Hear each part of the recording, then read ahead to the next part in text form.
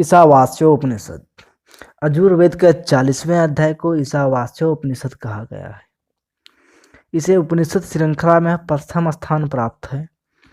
इसमें इस विराट सृष्टि के अंतर्गत दृश्य जगत और जीवन को ईश्वर का आवास कहकर ईश्वर के सर्वव्यापी सर्वसमर्थ स्वरूप का बोध कराते हुए जीवन को उसी के अनुशासन में गरिमामय ढंग से सुख संतोष पूर्वक जीते हुए उसी के साथ एक रूप हो जाने का निर्देश दिया गया है। इसके 18 मंत्र गीता के 18 अध्यायों की तरह महत्वपूर्ण कहे गए हैं। प्रथम मंत्र में जीवन और जगत को ईश्वर का आवास कहकर जीवन संपदा का उपभोग मर्यादा पूर्वक करने का निर्देश है। यह धन किसका है प्रश्न करके ऋषि ने मनुष्य को विभूतियों और संपदाओं के अभिमान से मुक्त होने का अमोघ सूत्र दे दिया है।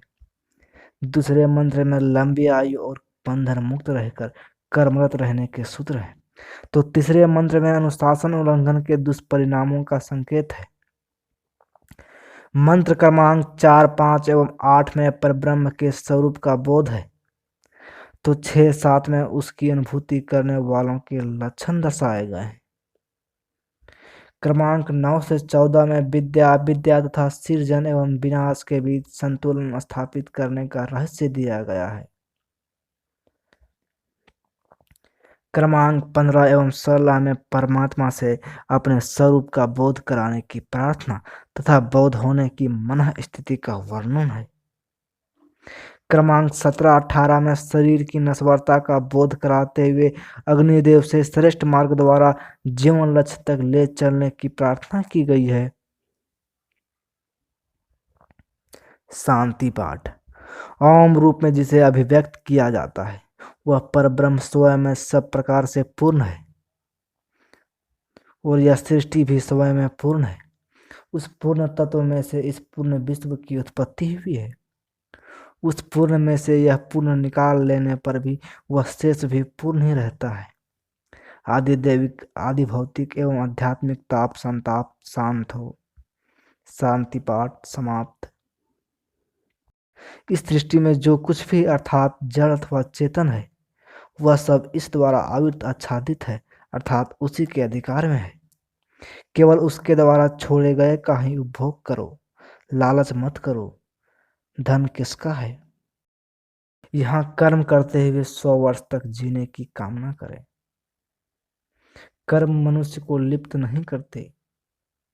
यह तुम्हारे लिए है, इसके अतिरिक्त परम कल्याण का और कोई अन्य मार्ग नहीं है। वे लोग असुर नाम से जाने जाते हैं। वे गहन अंधकार से घिरे रहते हैं। वे आत्मा का हनन करने वाले लोग प्रेत रूप में भी वैसे ही लोकों में जाते हैं।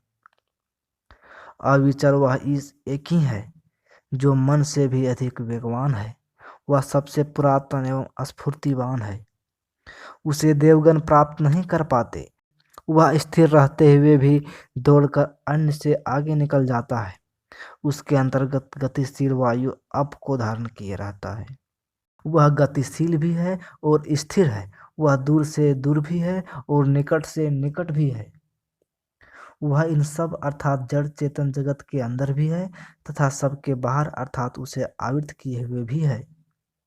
व्यक्ति सभी भूतों अर्थात जड़ चेतन सृष्टि को आत्म तत्व में ही स्थित अनुभव करता है तथा सभी भूतों के अंदर इस आत्म तत्व को समाहित अनुभव करता है, तब वह किसी प्रकार भ्रमित नहीं होता।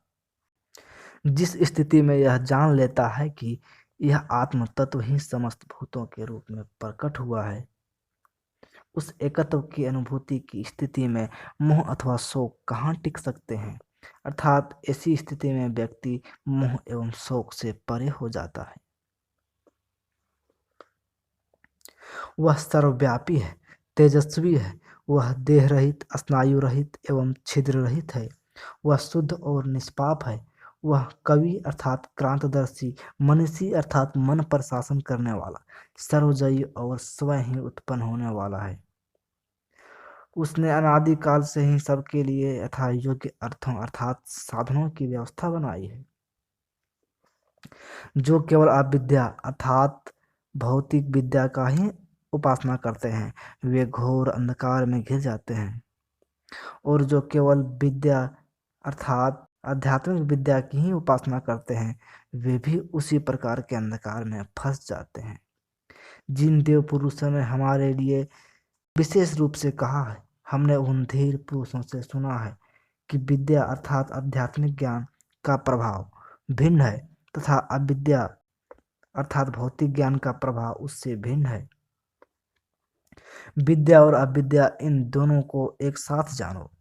अविद्या द्वारा मृत्यु को पार करके विद्या द्वारा अमरत्व की प्राप्ति की जा सकती है। जो लोग केवल असंभूति अर्थात बिखराव विनाश की उपासना करते हैं वे घोर अंधकार में घिर जाते हैं, और जो केवल संभूति अर्थात संगठन सृजन की उपासना करते हैं वे भी उसी प्रकार के अंधकार में फंस जाते हैं। जिन देव पुरुषों ने हमारे लिए विशेष रूप से कहा है, हमने उन धीर पुरुषों से सुना है कि संभूति योग का प्रभाव भिन्न है तथा असंभूति योग का प्रभाव उससे भिन्न है। संभूति तथा असंभूति विनाश इन दोनों कलाओं को एक साथ जानो। विनाश की कला से मृत्यु को पार करके तथा संभूति की कला से अमृतत्व की प्राप्ति की जाती है। हे पूषण अर्थात जगत पोषक, हे एकाकी गमन करने वाले, हे यम अर्थात नियंत्रण करने वाले, हे सूर्य अर्थात सर्व प्रेरक, हे प्रजापत्य अर्थात सृजनशील, आप अपनी किरणों को हटा लें। आपका जो अतिशय कल्याणकारी स्वरूप है उसे मैं देख रहा हूँ अर्थात उसका ध्यान कर रहा हूँ। यह जो पुरुष है वही मैं हूँ। यह जीवन वायु अग्नि आदि अर्थात पंचभूतों तथा अमृत अर्थात सनातन आत्म चेतना के संयोग से बना है। शरीर तो अंततः भस्म हो जाने वाला है।